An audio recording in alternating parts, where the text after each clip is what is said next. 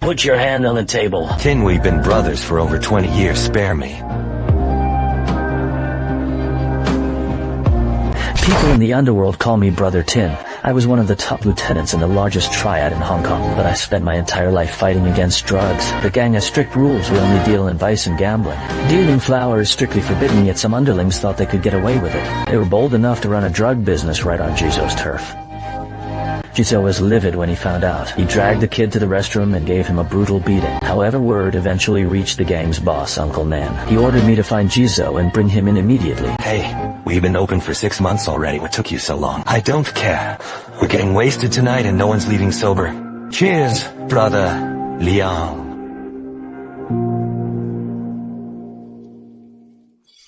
Uncle Nan wants to see you. Listen up.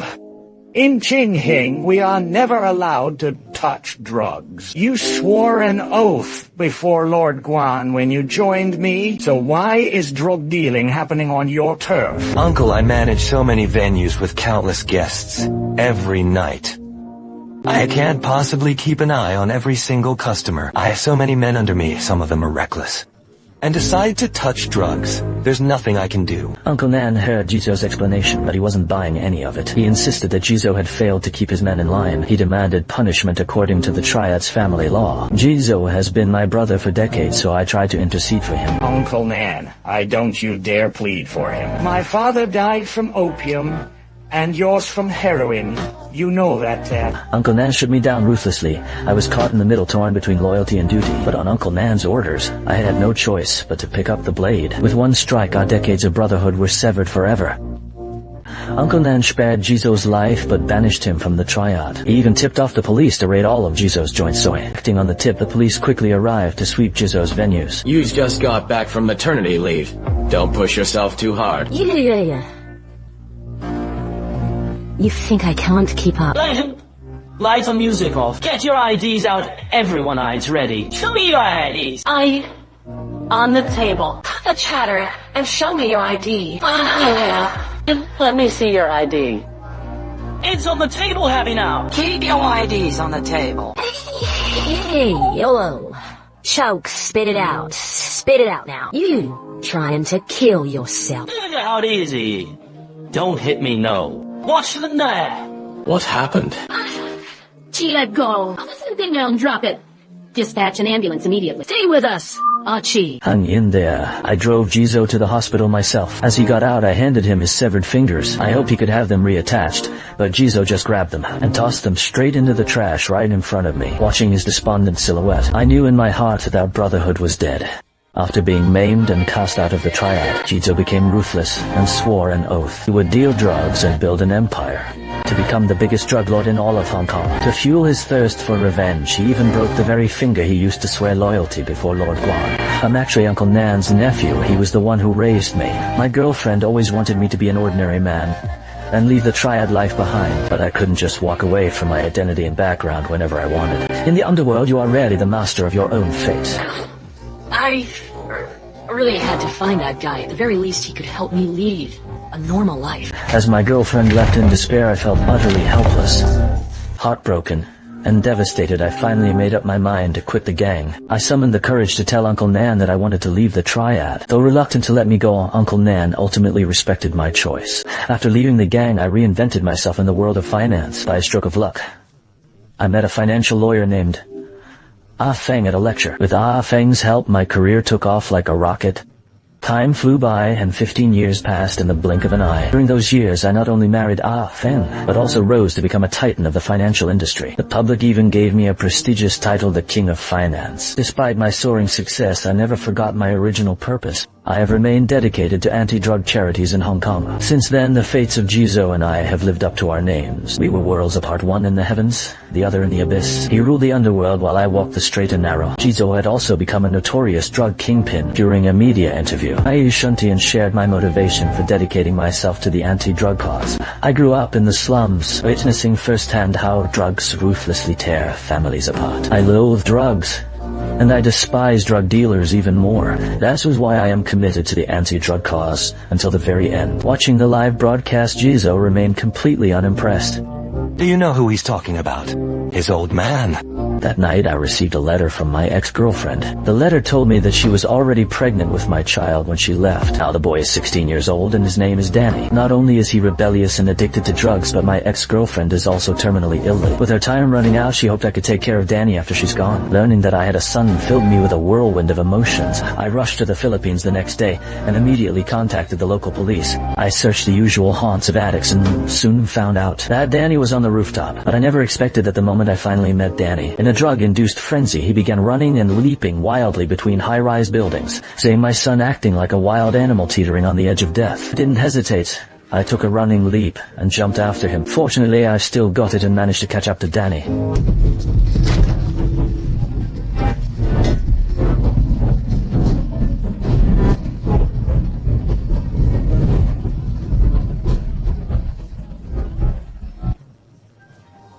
I was frantic and hurried to explain to him that I was a close friend of his parents trying to get him to calm down. But at that moment the heavens opened with a torrential downpour and thunder. Lost in his drug-fueled euphoria, Danny suddenly let go. He plummeted straight from the heights I never could have imagined it. My first meeting with my son was also our last, ending in such a devastating tragedy. My current wife cannot conceive for medical reasons, and now Danny's death has completely extinguished any hope for an heir. I stared at my son's body ravaged beyond recognition by drugs. My heart was consumed by rage. The next day I donated a fortune to drug rehab facilities in the Philippines and entrusted the local police to handle Danny's final arrangements. Stepping into the rehab center and seeing those addicts with souls imprisoned by drugs, I was reminded of my own childhood haunted by the shadow of narcotics. My grandfather died from opium and my father died from heroin. Never thought my own son would end up dying from drugs too. This tragedy sparked my relentless crusade against the drug trade. I hired hackers to steal the police's files.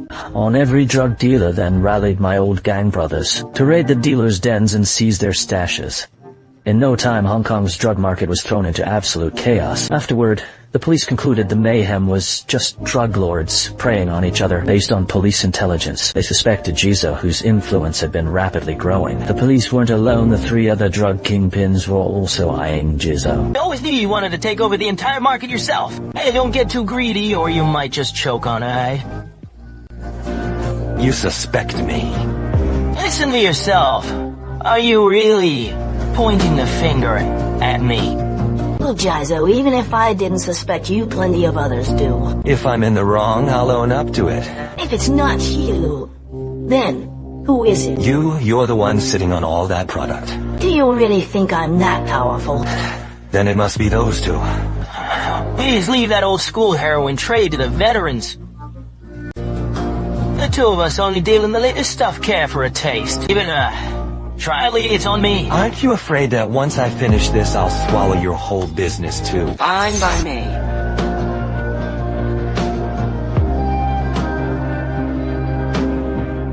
Enough talk, I'm bringing in the ladies. Zhiying left the meeting on bad terms, but he didn't realize the police were already lying in wait.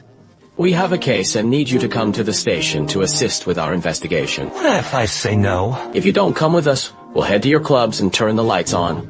We'll check every single ID and have ourselves a long chat. No need to harass law-abiding citizens who are just out to have fun. What kind of job lets you visit the police station every day? This is great. I'll come with you. Get in my car. Oh, Officer Lamb, you taking bribes. This is a sweet ride. If you hear about Big Albus getting robbed, I've heard of Alibaba. Left with no choice, Zhiying had to cooperate with the investigation. While Zhiying was being interrogated at the station, I arranged for someone to deliver the stolen drugs right to the station's front door. Even the most seasoned officers were shell-shocked. Li Kong, did you ask someone to deliver this? What? My bad, delivered it to the wrong place. Sorry about that. You're getting old, use your head. Are you crazy? But Zhiying wasn't a fool. He soon guessed that I was the one pulling the strings. Zhiying came looking for me and confronted me at the racecourse. Your grandfather smoked opium. Go take it up with the Brits. Your dad was a junkie. Go blame crippled hoe. Why the hell are you coming after me? You swore to Uncle Nan that you would never touch drugs. Oh, this finger was chopped off because of Zhiying. This one was because I messed up. I deserve to lose it. And this one, because of someone I've known for over 20 years. No, actually all 3 of these fingers were lost because of you. That's why they were cut off. So I swore back then that I'd become the biggest drug lord and tear this city apart. I'm telling you right now, whoever touches drugs, I'll cut them down. Oh, scary. You still think you're in a triad? Hey, you're a financial wizard now. Part of high society, remember? Our game has begun. Any bets on who wins? Yes, the game is on.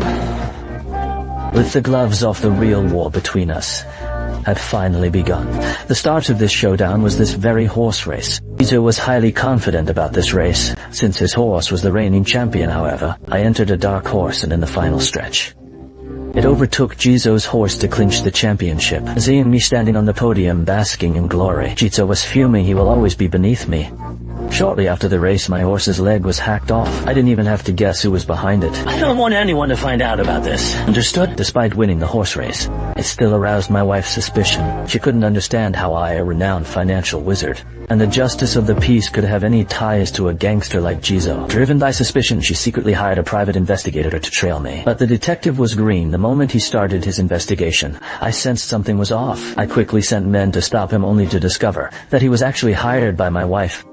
Just then, news of Uncle Nan's passing arrived. I decided to stop hiding the past from her and confessed my entire history with the triad to her. I then took her with me to pay respects to Uncle Nan. However, Jizou swaggered in with a crew of his men, clearly looking for trouble. I'm sure the old man misses me, would you mind? If you burned a paper version of me to keep him company. Eat cart, please. You're checking eyes just for burning offerings now. Your eye. Oh. Hey, Officer Lamb, aren't you with the Narcotics Bureau? Why are you handling triad business? We received intel. 2 major drug lords are meeting here, so we came to check it out. I'm just a legitimate businessman. You're not suggesting that Mr. Yu is a drug dealer, are you? Mr. Yu. I'll help you sue him for libel. I never said it was him. Thank you. What is that?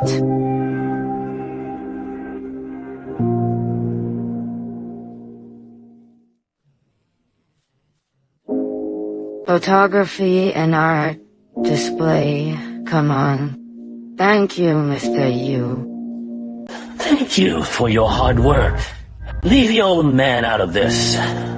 This is between the two of us. You wield a pen now, but you used to wield a blade. But I think the pens in their hands are the most powerful weapons of all. What about the public's right to know? Jizou walked straight toward the reporter's cameras, exposing my ties to Uncle Nan to the world. He claimed that we were once in the triads and involved in the drug trade. Yet here I am, the chairman of the anti-drug committee, facing the press. I couldn't fight back, but my wife could not stand such slander. Every reporter here is a witness. I am Mr. Yu's lawyer. If your statements are misleading, I will sue you for defamation. I'm only repeating what I've heard. I don't know if it's true. After this, the news immediately hit the headlines of every major media outlet. The scandal was everywhere, and my public image collapsed instantly. To make matters worse, as the drug problem began to plague the schools. As the chairman of the anti-drug committee, I faced immense public pressure. Driven by that pressure, I finally made a bold decision. I, Yu Shuntian, hereby announce a 100 million HKD bounty for the life of Hong Kong's top drug lord. Whoa! Who exactly are you talking about? Who is this top drug lord? Exactly, you're the media. Go find out for yourselves. Isn't this technically inciting murder? What about it? So what? If there were no drug dealers, that girl you just mentioned wouldn't have died at all. My $100 million bounty, broadcasted by the media, sent shockwaves through Hong Kong and caught the full attention of the police. Yet even after top-level deliberations, the police were powerless to stop me. Offering a bounty isn't illegal in itself, like offering rewards for lost property or missing pets, unless the terms of the bounty cross into illegal territory. I've reviewed the post. It implies solicitation of murder, but he phrased it as locating the top drug lord. How do you define the top? Fueled by my massive bounty, it sparked widespread public fervor and triggered bloody infighting among the cartels. Excellent, this is exactly the outcome I wanted. To add more fuel to the fire, I leaked the profiles of all known drug dealers to the media anonymously. Through the media's relentless coverage, the identities of the dealers became the talk of the town. A high bounty attracts bold men. The entire city began hunting down the blacklisted drug lords. Even Sister Ka took the chance to surrender to the police. My boys of over 10 years are out for my blood. I'm requesting protection. Those who thought they'd get lucky were either sold out by their own crews or hunted by the city's outlaws. Soon the only name left on the list, that's the most powerful of them all, Jizou. without a doubt, is the ultimate drug lord. Seeing the city in total chaos, the police approached me, urging me to put an end to this turmoil. But I disagreed. I'm convinced I'm taking a stand for justice. To take down these monsters, you need someone like me. What you're doing is far too reckless for a justice of the peace. The world is inherently absurd. The U.S. military bombs a hospital run by Doctors Without Borders. Claims it was a mistake. Yet the former Afghan president's brother is a foreign spy. Don't you find that absurd? Drug lords in South America assassinate judges to evade trial. Isn't that absurd? I'm risking my life to do your job for you. What more you want? Leave law enforcement to us. Carrying out executions without a trial is nothing but vigilantism that violates human rights. Discussing human rights with drug dealers? Isn't that a bit too pedantic? Just as we reached a stalemate, a news flash suddenly broke on the TV. Zhiying was making a public appearance to hold a press conference. In the news, he tearfully denied all allegations of his crimes, playing the victim and claiming to be nothing more than a simple beef trader, and that my bounty had put his life in grave danger. Watching his performance, he's a natural actor. He faced the media and publicly requested police protection. I wish to apply for 24-hour police protection for my personal safety. Under the weight of public pressure, the police were forced to protect Zhiying. But under their guard, Zhiying lived a life of leisure and luxury. He was either enjoying hot pot in a cold storage or partying at bars, completely carefree. What's even more outrageous is that he swaggered into the anti-drug committee to harass the receptionist. Yes, I'm here to quit drugs. I'm sorry, sir, but this is not a rehab center. Then, I'll make a donation. Hey, what are you doing? My receipt, please, thank you. Zhiying, don't push your luck. So outrageous, I'm donating $1 here. Let's make it $1.10. Receipt, please, thanks. He then planned to flee the city, but before leaving he had one final score to settle. Meanwhile, in an effort to protect my wife, made the agonizing decision to get a divorce. But just as we were parting ways, a group of assassins ambushed us, opening fire relentlessly. Fortunately, my men reacted quickly and launched a fierce counterattack. I managed to escape the crossfire unharmed, but my wife was tragically shot and killed, at that moment consumed by a burning rage. I was ready for a fight to the death with Zhiying. Upon learning the hit failed, and my wife was dead, Zhiying completely lost his cool. He knew all too well that I would never let him off the hook. Under police protection that night, he scrambled to the airport planning to flee. Convoy escorting Zhiying headed toward the airport as planned. Zhiying thought he had everything under control, but I had been lying in wait at the junction as their convoy approached. Our cars lunged out and charged straight at them. We rammed Zhiying's car with precision. He lost control and spiraled into a panic. He drove like a madman to escape, but I wasn't about to let him go. The high-speed chase led us straight into the subway station. Both cars plummeted onto the tracks, and amidst the violent collision with a train, our vehicles kept crashing into each other within the narrow tunnel. Sparks flew everywhere, and in that chaotic blur of metal and fire, train finally ground to a halt as we both drifted into unconsciousness. Show me your hands. We've been brothers for over 20 years. Show me your hands.